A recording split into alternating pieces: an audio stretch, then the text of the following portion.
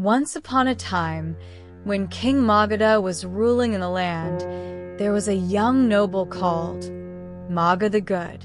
He lived in a remote village of just 30 families.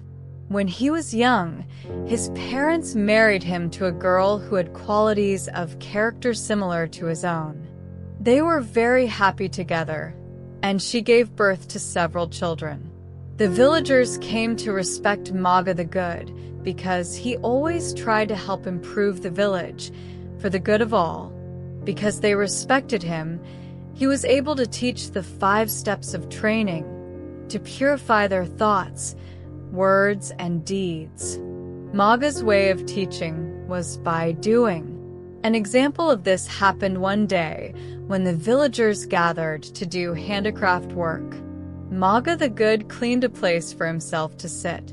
Before he could sit down, though, someone else sat there. So he patiently cleaned another place. Again, a neighbor sat in his place. This happened over and over again until he had patiently cleaned sitting places for all those present. Only then could he himself sit in the last place. By using such examples of patience, Maga the Good taught his fellow villagers how to cooperate with each other without quarreling. Working together in this way, they constructed several buildings and made other improvements that benefited the whole village. Seeing the worthwhile results of patience and cooperation, based on following the gentle ways of the 5 training steps, all in the village became calmer and more peaceful. A natural side effect was that former crimes and wrongdoing completely disappeared. You would think this would make everybody happier. However, there was one man who did not like the new situation at all. He was the head of the village, the politician who cared only about his own position. Formerly, when there were murders and thefts, he handed out punishments. This increased his position of authority and caused the villagers to fear him. When husbands or wives had affairs with others, the head man collected fines. In the same way, when reputations were damaged by lies or contracts were not lived up to, he also collected fines. He even got tax money from the profits of selling strong liquor. He did not mind that drunkenness led to many of the crimes. It is easy to see why the head man was upset to lose so much respect and power and money due to the people living peacefully together. So he went to the king and said, "My lord, some of the remote villages are being robbed and looted by bandits. We need your help." The king said, "Bring all these criminals to me." The dishonest politician rounded up the heads of all 30 families and brought them as prisoners to the king. Without questioning them, the king ordered that they all be trampled to death by elephants. All 30 were ordered to lie down in the palace courtyard, and the elephants were brought in. They realized they were about to be trampled to death. Maga the Good said to them, "Remember and concentrate on the peacefulness and purity that come from following the 5 training steps, so you may feel loving kindness towards all. In this way, do not get angry at the unjust king, the lying head man, or the unfortunate elephants." The first elephant was brought in by his mahout, but when he tried to force him to trample the innocent villagers, the elephant refused. He trumpeted as he went away. Amazingly, this was repeated with each of the king's elephants. None would step on them. The mahouts complained to the king that this was not their fault. "It must be," they said, "that these men have some drug that is confusing the elephants." The king had the villagers searched, but they found nothing. Then his advisors said, "These men must be magicians who have cast an evil spell on your mighty elephants." The villagers were asked, "Do you have such a spell?" Maga the Good said, "Yes, we do." This made the king very curious. So he himself asked Maga, "What is this spell, and how does it work?" Maga the Good replied, "My Lord King, we do not cast the same kinds of spells that others cast. We cast the spell of loving kindness with minds made pure by following the 5 training steps." "What are these 5 training steps?" asked the king. Maga the Good said, "All of us have given up the 5 unwholesome actions, which are destroying life, taking what is not given, doing wrong in sexual ways, speaking falsely, and losing one's mind from alcohol. In this way we have become harmless, so that we can give the gift of fearlessness to all. Therefore, the elephants lost their fear of the mahouts and did not wish to harm us. They departed, trumpeting triumphantly. This was our protection, which you have called a spell." Finally, seeing the wholesomeness and wisdom of these people, the king questioned them and learned the truth. He decided to confiscate all the property of the dishonest village headman and divide it among them. The villagers were then free to do even more good works for the benefit of the whole village. Soon they began to build a big roadside inn, right next to the highway crossroads. This was the biggest project they had yet undertaken. The men were confident because they had learned so well how to cooperate with each other for a common goal. But they had not yet learned how to cooperate in this work with the women of the village. They seemed to think it was man's work. By this time, Maga the Good had 4 wives. Their names were Good Doer, Beauty, Happy, and Wellborn. Of these, the first wife, Good Doer, was the wisest. She wanted to pave the way for the women to benefit from cooperating and doing good work. So she gradually became friendly with the boss in charge of the roadside inn project. Because she wanted to contribute by helping in a big way, she gave a present to the boss. She asked him, "Can you think of a way that I may become the most important contributor to this good work?" The boss replied, "I know just such a way." Then he secretly constructed the most important part of the building, the roof beam that would hold the roof together. He wrapped it up and hid it with Good Doer, so it could dry for the time necessary to become rigid and strong. Meanwhile, the men of the village continued happily in the building project.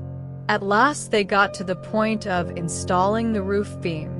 They began to make one, but the boss interrupted them. He said, "My friends, we cannot use fresh green wood to make the roof beam. It will bend and sag. We must have an aged dry roof beam. Go find one." When they searched in the village, they found that Good Doer just happened to have a perfect roof beam. It was even the right size. When they asked if they could buy it from her, she said, "It is not for sale at any price. I wish to contribute the roof beam for free, but only if you let me participate in building the inn." The men were afraid to change their successful ways. So they said, "Women have never been part of this project. This is impossible." Then they returned to the construction boss and told him what had happened. He said, "Why do you keep the women away? Women are part of everything in this world. Let us be generous and share the harmony and wholesomeness of this work with the women. Then the project and our village will be even more successful." So they accepted the roof beam from Good Doer, and she helped to finish the building of the inn. Then Beauty had a wonderful garden built next to the inn, which she donated. It had all kinds of flowers and fruit trees. So, 2. Happy had a lovely pond dug and planted beautiful lotuses in it. But Wellborn, being the youngest and a little spoiled, did nothing for the inn. In the evenings, Maga the Good held meetings in the roadside inn. He taught the people to assist their parents and elders and to give up harsh words, accusing others behind their backs and being stingy.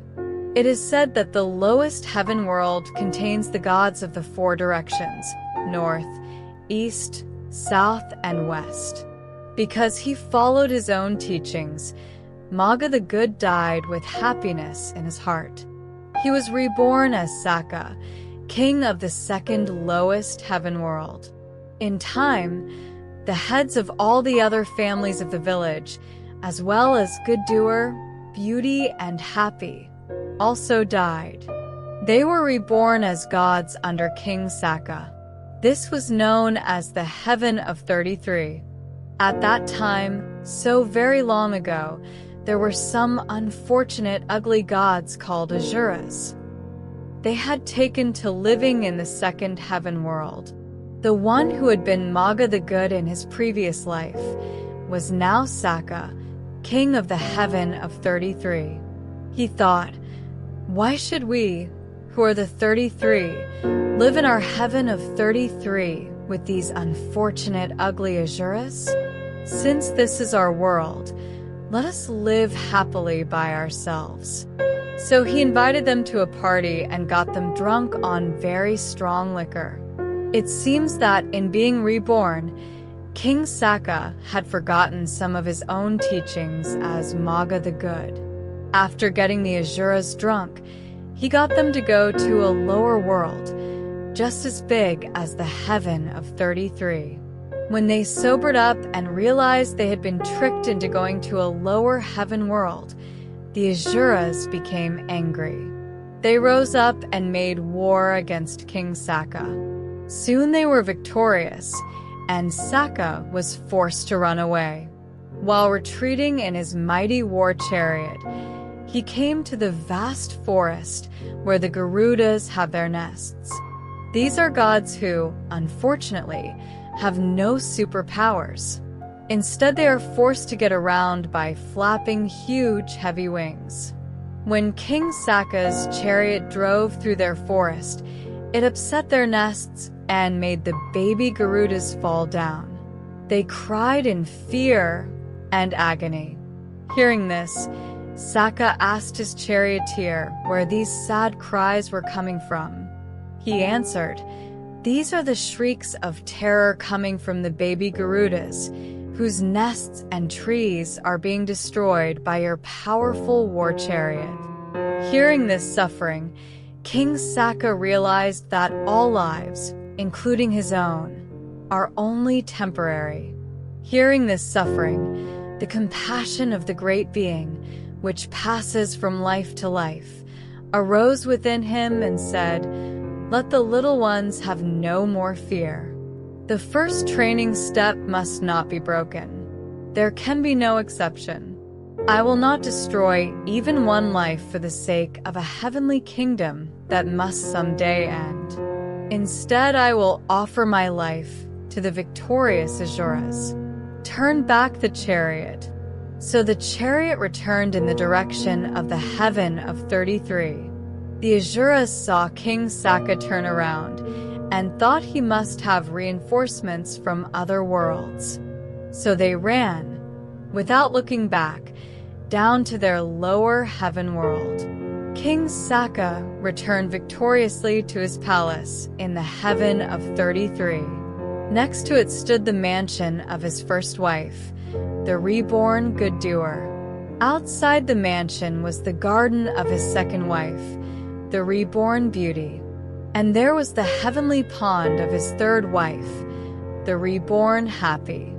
However, Wellborn had died and been reborn as a slender crane in the forest. Since he missed her, Saka found her and brought her up to the Heaven of 33 for a visit.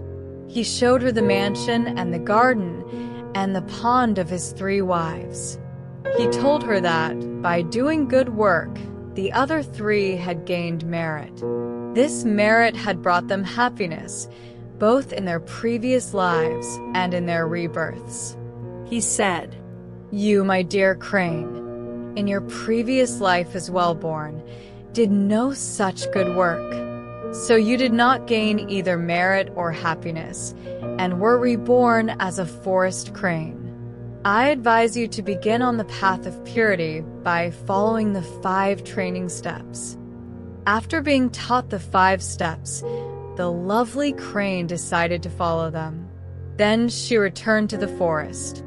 Not long afterwards, King Saka was curious about how the crane was doing. So he took the shape of a fish and lay down in front of her. The crane picked him up by the head. She was just about to swallow the king of the heaven of 33 when the fish wiggled his tail. Immediately, the crane thought, "This fish must be alive." Remembering the first training step, she released the living fish back into the stream. Rising from the water, King Saka returned to his godly form and said, "It is very good, my dear crane, that you are able to follow the 5 training steps." Then he returned to the second heaven world. In the fullness of time, the crane died.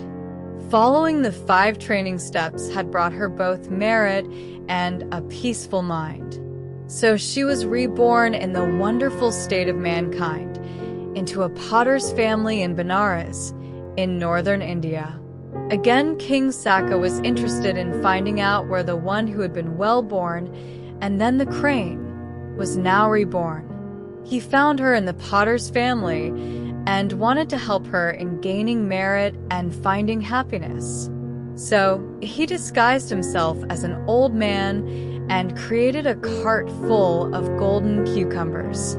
He went into Benares and shouted, "Cucumbers! Cucumbers! I have cucumbers." When people came to buy these amazing cucumbers, he said, "These golden cucumbers are not for sale. I will give them away, but only to one who is wholesome, that is, one who follows the 5 training steps."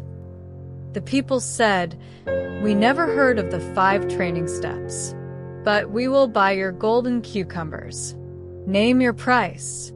He repeated, "My cucumbers are not for sale. I have brought them to give to any person who practices the 5 training steps." The people said, "This man has come here only to play tricks on us." So they left him alone. Soon Wellborn heard about this unusual man. Even though she had been reborn, she still had the habit of following the 5 training steps. So she thought, "This man must have come to find me." She went to him and asked for the golden cucumbers. He said, "Do you follow the 5 training steps? Have you given up destroying life, taking what is not given, doing wrong in sexual ways, speaking falsely, and losing your mind from alcohol?" She answered, "Yes, sir, I do follow these steps, and I am peaceful and happy." Then the old man said, "I brought these cucumbers especially for you, to encourage you to gain more merit and future happiness." So he left the cart of golden cucumbers with her and returned to the heaven of 33. Throughout the rest of her life, the woman was very generous with all this gold. Spreading her happiness to others, she gained merit. After she died, she was reborn as the daughter of the king of the Asuras. She grew up to be a goddess of great beauty. To the Asuras, this seemed like a miracle, since the rest of them were the ugliest of all the gods. The Asura king was pleased with his daughter's goodness, as well as her famous beauty. He gathered all the Asuras together and gave her the freedom to choose a husband. Saka, king of the heaven of 33, knew of the latest rebirth of the one who had been his wife Wellborn, then a crane, and then a potter's daughter. So he came down to the lower heaven world and took the shape of an ordinary ugly Asura.